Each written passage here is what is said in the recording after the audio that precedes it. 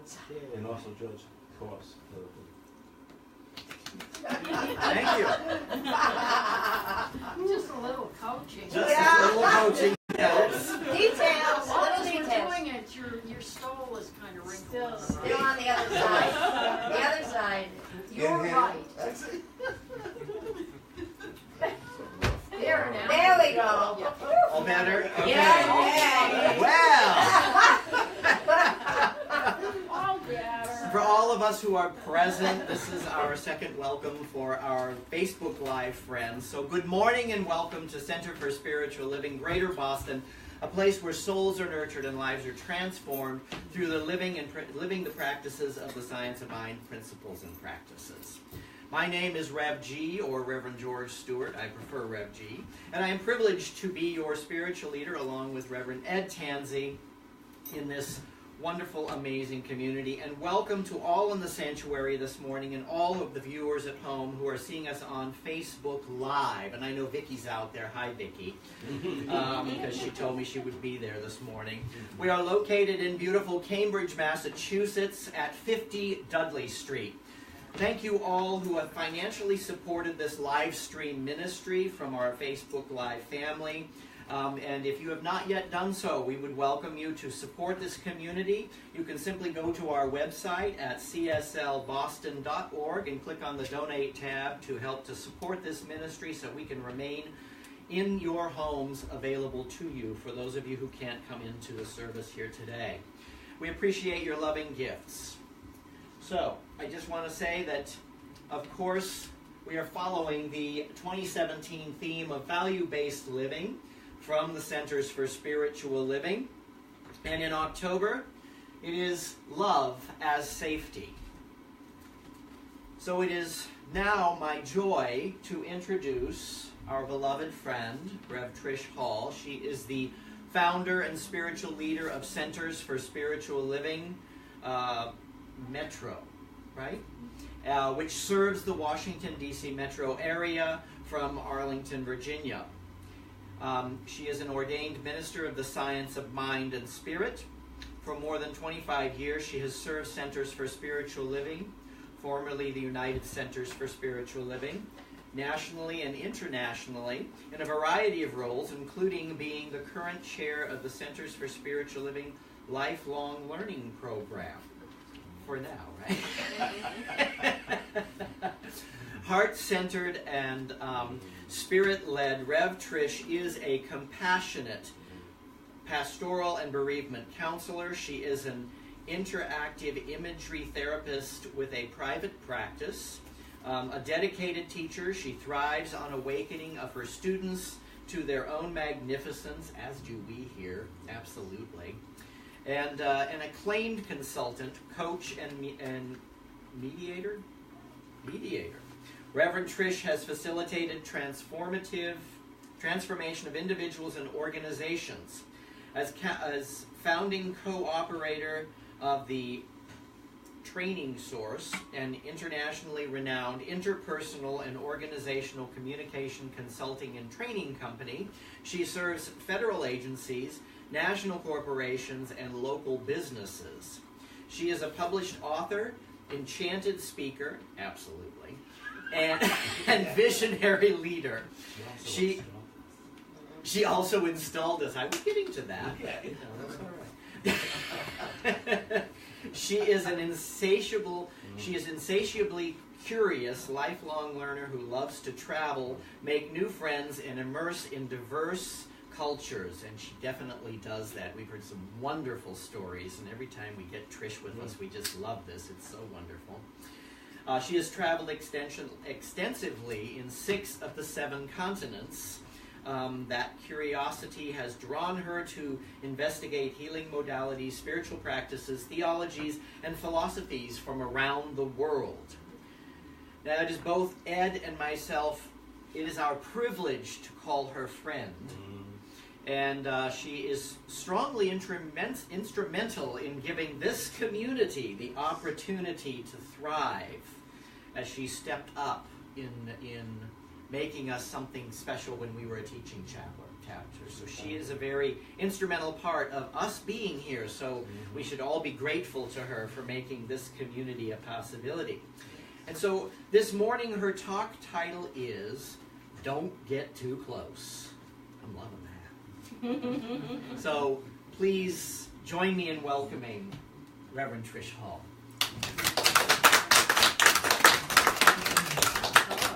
Oh, yeah. We talk better. We want to do that intro.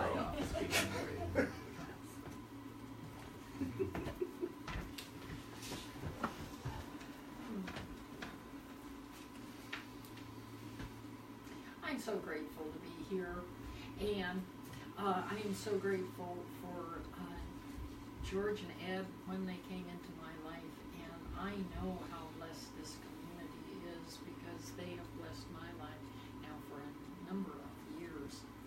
And so the national theme for this Sunday is fear of intimacy, and somehow to focus on the fear just doesn't feel quite the direction that I like to come from.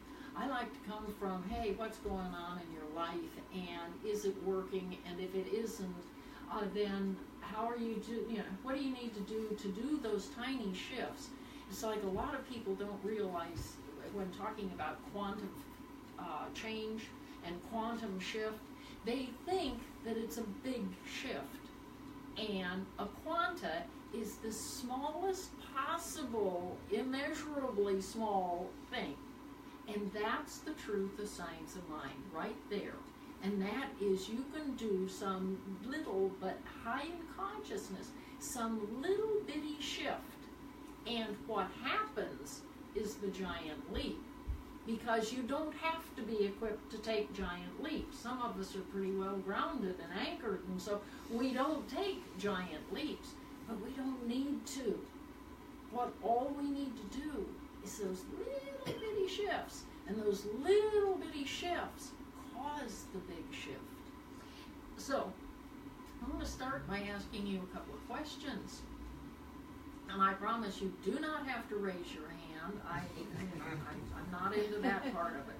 But I want you to go inside and ask yourself these questions. And I have a tendency, and somebody I know who's I mentor currently knows I tend to sometimes be kind of blunt. So, with that noted, quickly draw to mind the people in your life. Just who all's in your life? Family, friends, boss, coworker, colleague, the person at the grocery store, the guy that cut you off on the expressway, since I've been told to call it an expressway. How do you regard them? Do you always see the spiritual being? Or do you bless the guy that just cut you off in traffic, and probably with words that aren't very spiritual? Do you see God everywhere you look? Do you show up as God everywhere you go?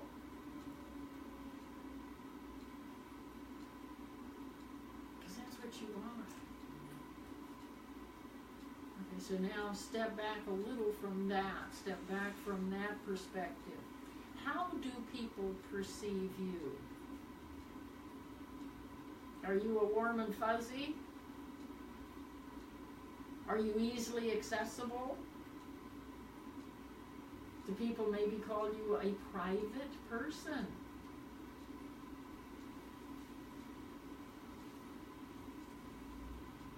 Or do they think, oh wow, it's so easy to relate to that person? And they're talking about you. Okay, these questions swirl consciously or otherwise in and around you all the time. Because we go through the world like we're some, sensor beings, and we go through unconsciously or other than consciously, kind of sensing what's going on outside of us, and most of us tend to be chameleons. most of us tend to alter that, who am I in this circumstance? And some of that's good. I mean, obviously, if you are in an intimate situation with your lover, you do not need the business suit and the outfit that goes to the corporation. On the other hand, how much of it is authentically you and how much is a role that you have taken on in order to be accepted, in order to be acceptable. And this crosses every aspect of diversity, because it is about our gender, our orientation, our job, our role in a corporation, all of these different parts of us. And so we tend to be a chameleon. We're going, okay, I'll just make this little tweak. Well, even though the topic is about don't get too close and what about fear of intimacy, it's about authenticity. It really, truly is about authenticity. How courageous am I about being me?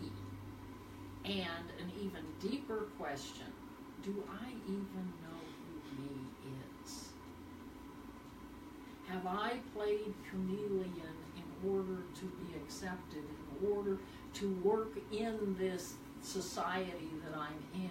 Have I done that so well that somewhere along the line I lost me?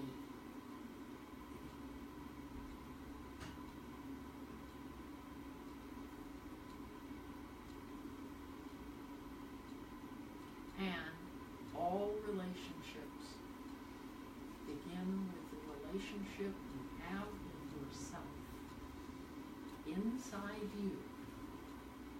Because if you're not completely comfortable in your skin, and if you've lost sight or lost connection with who me is, it's real difficult if me is having difficulty connecting with me because I lost me. Yeah, it's real difficult to have a relationship with this thing that's going in all directions because it's trying to be a chameleon and fit in.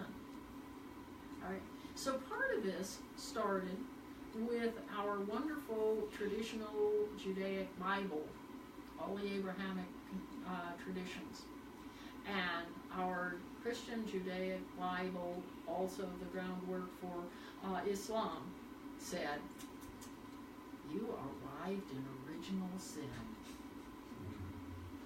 You have been a bad thing. Yeah. Now, when we put this next to our philosophy, Science Mind, we are the direct expression. Sometimes people say, oh, I'm a child of God. That one doesn't happen to work for me because I had a kind of rough childhood. And so being the child of God, yikes, I don't want to be the child of that person. So I love the idea that we are the direct expression of this indescribable perfection. And so when you look at at what most of us were taught, many of us at least, were taught about arriving as somehow defective with original sin. Okay, now you step over into our teaching that says God is perfect. So, if God is perfect, God doesn't make mistakes. God didn't produce something less than perfect.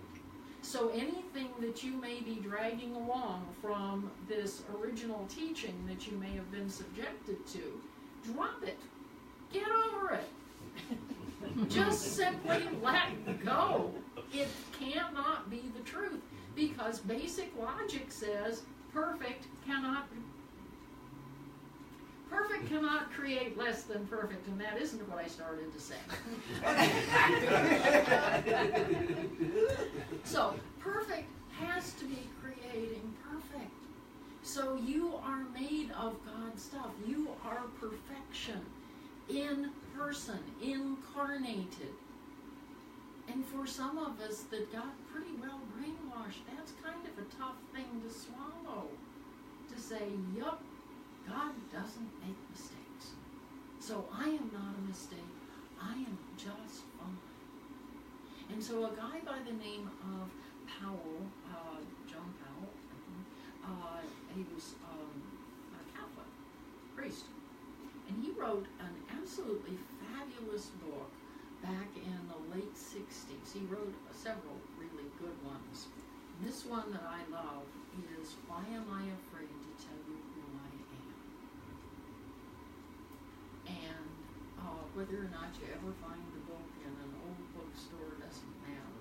Like with many books, the title may be better than the actual book. But why am I afraid to tell you who I am? It's because I lost the truth of me. I got so tied up in being the one that is in judgment of me. And Ed and I were talking on to their house last night that I can look back at the number of opportunities that I missed, not because somebody didn't offer me the job, but because I disqualified me before I ever submitted the resume. I decided on behalf of somebody I hadn't even met yet that something I knew about me would disqualify me. And there, I don't want this kind of hand, but it might be kind of nice if you owned what, whether you have ever done that. Yeah. And so, when we're afraid to tell who we are, why am I afraid to tell you who I am? It's because I have already judged and condemned me. I know my secrets. I know when I played phony in order to fit in. I know all these other things about me that made it so I wasn't willing to let you in. Where I was the one that put up the barrier, not knowingly, not consciously. But when you think about getting along with, when me's trying to get along with me, okay, when you think about that, if there is a judgment that says, somehow, I know God's perfect, God only creates perfectly, but even God could make a mistake now and then. No. No. Perfect does not create anything less than perfect. So when we get into the shame and guilt that we have acquired, it's because of an outside source. Infants don't come pre-coded for that kind of nonsense. And in some traditions around the world, there is the most glorious practice. And that is, as soon as they know that mama is pregnant, they start a dialogue with the infant in the womb to reaffirm or to affirm and then reaffirm over and over the wonders of that child. How absolutely magnificent this that is coming into the world. And then, this one I love, this part of it I absolutely adore, and that is when the infant arrives, they start an inquiry. It's a very loving inquiry, a very gentle inquiry, but what the inquiry is what did you bring?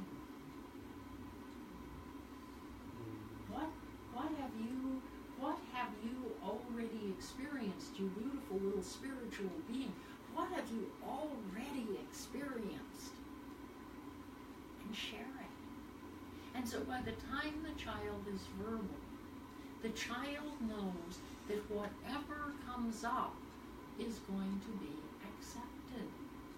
It's going to be welcomed. Now, I mentioned that part of my childhood was not the greatest, and I happened to arrive in a family that, children are to be seen and not heard, and things like that. And so, when I would come up with something about, hey, wow, such and such, okay, I was stifled and silenced. And there again, you might want to own it with a little hand.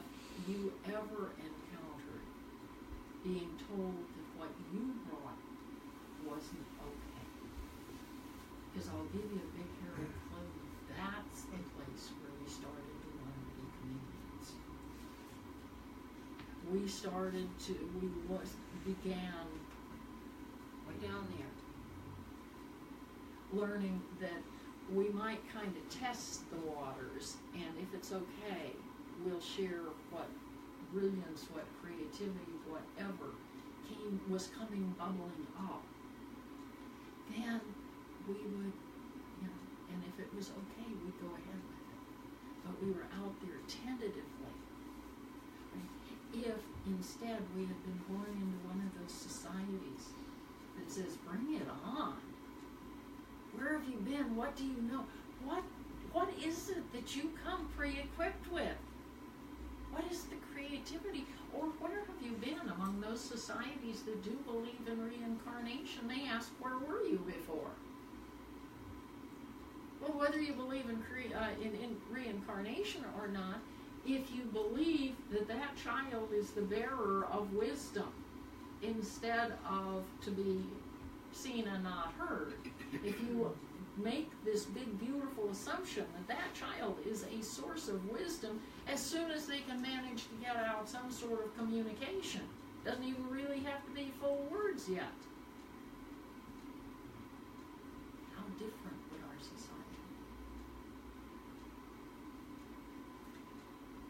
Kind of paraphrasing Emerson, we see a world piece by piece, not seeing its wholeness, and the wholeness of the soul is all of those pieces and all of the wisdom, from the little ones to the ancient ones. It is all a collage, and it is there for all of us. And Einstein said, the world we have made as a result of the level of our thinking that we have done so far, then we can't solve anything at that same level. And we've heard various attributions to different people and different ways that that is said. But basically, we can't solve the mess we created if we stay in the mess. We have to draw on that wisdom that is greater than the immediate appearance. So when we are looking at our world, do we take our world for granted, or do we take it with gratitude?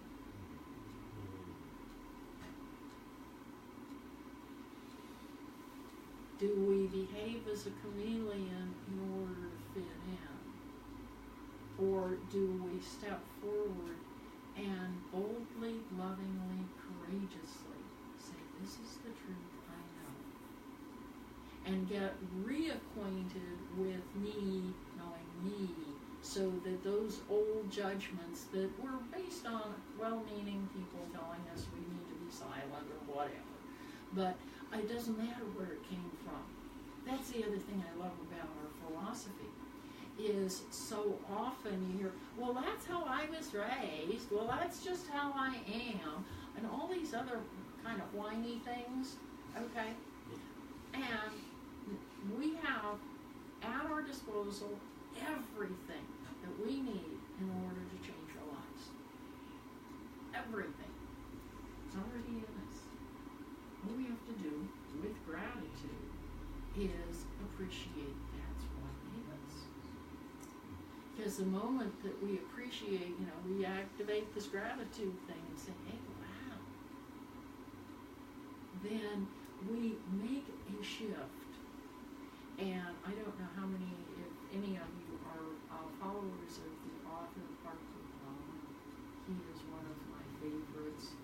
A lot of people don't know him, but he's an educator and, as I recall, a Quaker. But Parker Palmer has a way of cutting through the chaff. I mean, he's just amazing with, get the rest of it out of here. Let's get to clarity, okay? And on this thing of not knowing who I am or making judgments and carrying those judgments along and doing CPR on my judgments about myself so that way I keep you at a distance, and all the rest of the silly machinations that we go through. And we create this aura of chaos, and then sometimes some people actually thrive on their chaos. So anyway, and then, well, we might as well throw in some drama and get, really get into this thing. And Parker Palmer said, spiritual gift on the inner journey is to know that creation comes out of chaos. Now that's a very simple statement. Okay. And that sometimes it's okay to allow the chaos to re-stir, simply so that you know that you can then exit from it into a new way of being. And so when chaos arises, instead of pushing it away, that's like judging us and saying, oh bad, gotta stay out of this. Instead, if we say, hey, wow, look at that chaos, I can make use of it. Because I can be that island of consciousness in it. That says, chaos, yum. Why not? And so, when we are allowing chaos, instead of being traumatized by chaos, then what we're doing is we're greeting it with that gratitude. We are empowering ourselves to work with it and through it. And so I have some habits of heart, and that actually is, I'm not sure who put them together, but anyway, there are 5 tools that are really, really good. And so I'm going to invite you, that, by the way, I probably should have given you for a handout, but no. Okay, so I'm going to say it, and then you're going to say it with me after me, okay? So the habits of the heart are the tools, a set of 5 tools that make it really easy to make it through the day, the week, the month, the year, whatever. First one, understand that we're all in this together. So, understand that we are all in this together. Next one, appreciate the value of otherness. Appreciate the value of otherness. And then the next one is one that I'm going to invite you to put your hands out. Okay? Hold the tension of life in life-giving ways. So, hold the tension of life in life-giving ways. And hold it for a moment. And feel that sometimes feels like chaos. And that when we hold that one in life-giving ways, life gives to us all of its riches. Deep breath. Next one. Value your personal voice and agency. Value your personal voice and agency. Now, just drop back to, am I being a chameleon, or am I being me and inviting others to know me?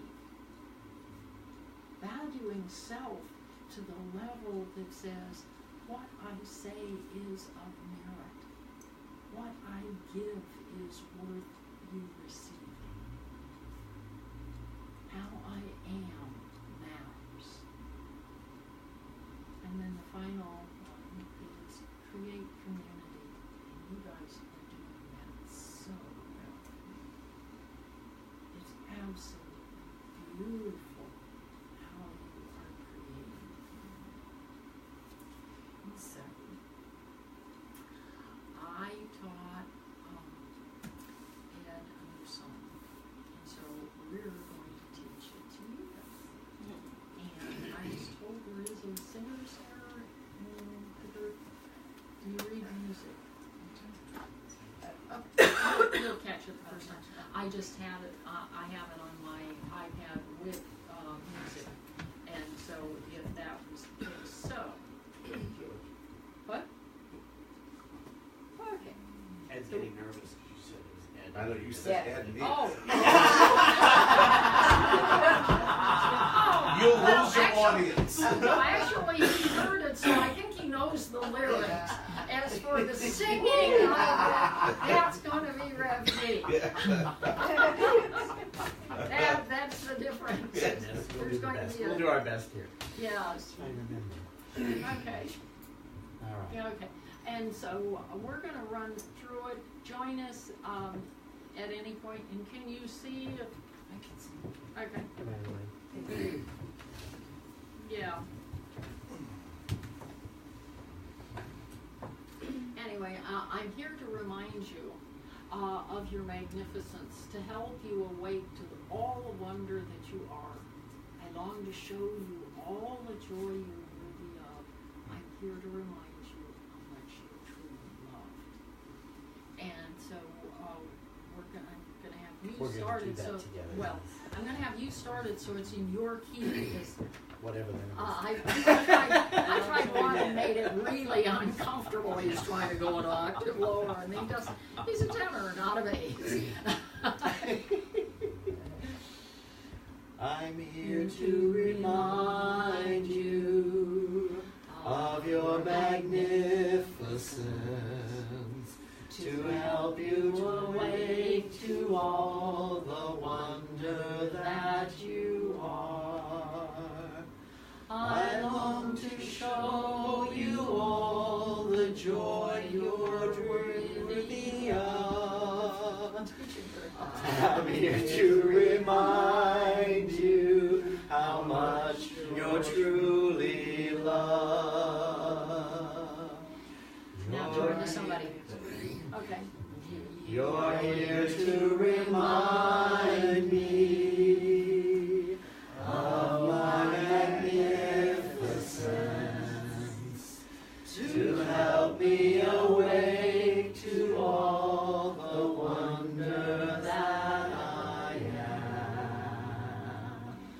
You long to show me all the joy I'm worthy of. You're here to remind me how much I'm truly loved. So now, everybody's had some practice. Find somebody else, as long as you're a small enough group, find somebody else and sing it as a pair. Okay? Whoa. So that means Yeah, get up and move around.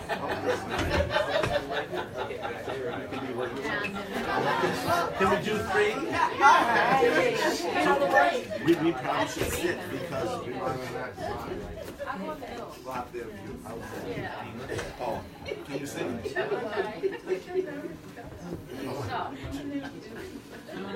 I'm here to remind you of your magnificence, to help you awake to all the wonder that you are. I long to show you all the joy you're worthy of. I'm here to remind you how much you're truly loved. You're here to remind me of my magnificence, to help me awake to all the wonder that I am. You long to show me all the joy I'm worthy of. You're here to remind me how much I'm truly loved.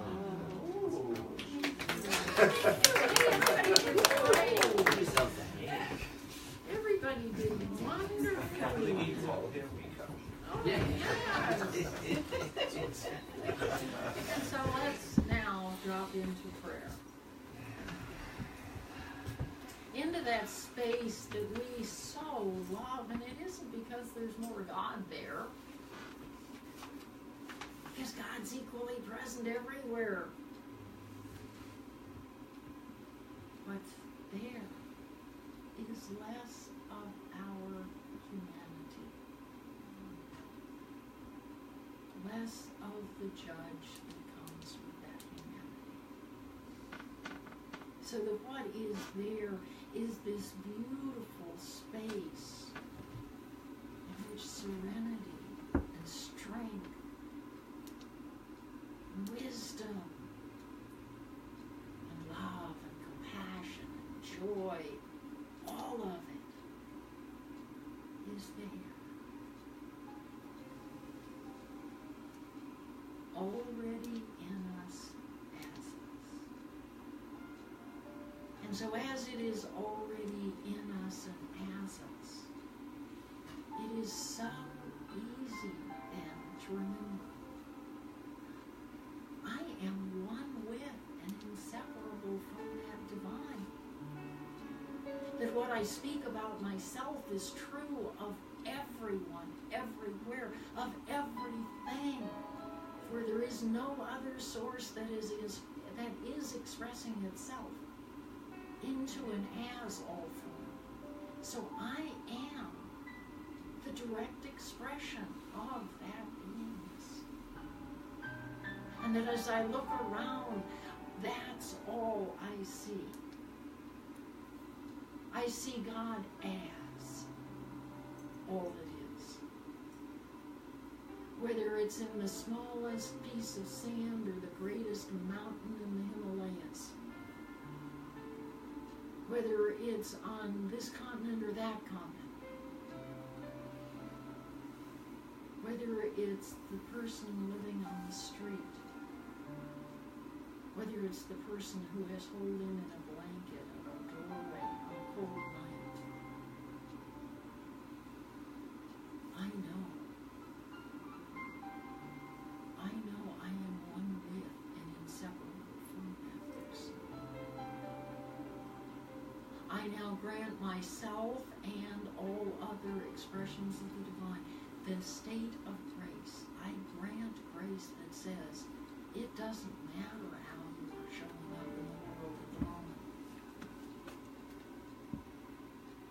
That's just an affect. For I know the truth. I know the truth from within me. I know the truth about each and every expression. For all there is God. That's all I see. That's all I know. I particularly now give myself the gift of grace. Releasing any past stories or history or anything that ever involved a judgment. And I celebrate God in expression as all others and myself. In that confidence, in that knowing, anything that ever showed up as fear of letting someone in now vanishes. For I know I am one with and inseparable from it. I know that truth for myself. I know it for everyone here. I know it for everyone watching. I know it for everyone. And what naturally arises within me is gratitude beyond all words. It's a sensory experience of gratitude that goes beyond all words. I breathe it in, I embody it, I embrace it, I know it is the truth.